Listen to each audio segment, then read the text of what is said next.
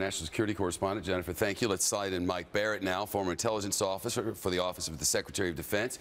He is currently CEO at Diligent Innovations, which is a consulting firm in Washington. Mike, it seems like there's a sad truth here that Americans probably should wrap their heads around, and that is that this is much bigger than any burning of Qurans. This is about how we as Americans are viewed in that country, isn't it?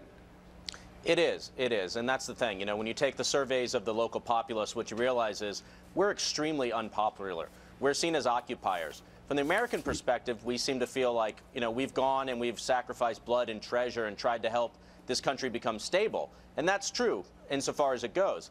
But from the Afghani local populace perspective, we're seen as outsiders, as non-Muslims, as occupiers. And really, that's why ultimately the strategy that we have, which is that we're going to turn over security to the local government, is doomed to fail. Doomed to fail, in part because, well, the fact is we've propped up the president there, and every single human being involved with this process, every one of them, knows that Hamid Karzai is corrupt and is in office through a corrupt process. The Afghans know it, the Americans know it, and what happens when we're out to him and that government?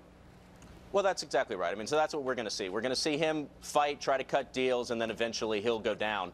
And we'll be left with chaos. I mean, that's the thing.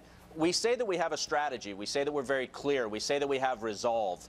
But the reality is we're not willing to use the resources and to invest the decades that would be required to actually turn Afghanistan into a stable, self-governing nation that is not a threat to its neighbors. If we're not willing to put those resources in there, then we should be realistic.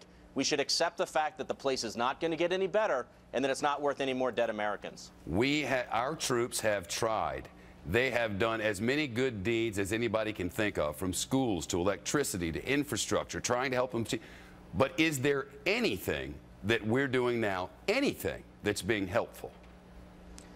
The sad fact of the matter is that on the ground, what you see is there are people who do want to do the right thing. There are Afghanis that we're training who do care about their country. There are people that have helped us, but they're just simply outnumbered by the people that are against us.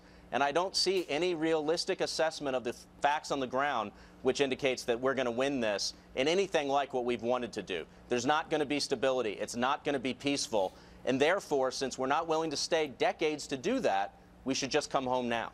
Just come home now. Mike Barrett, live with us in Washington. Mike, always good to talk to you. Thank you. Thank you, Shep. Well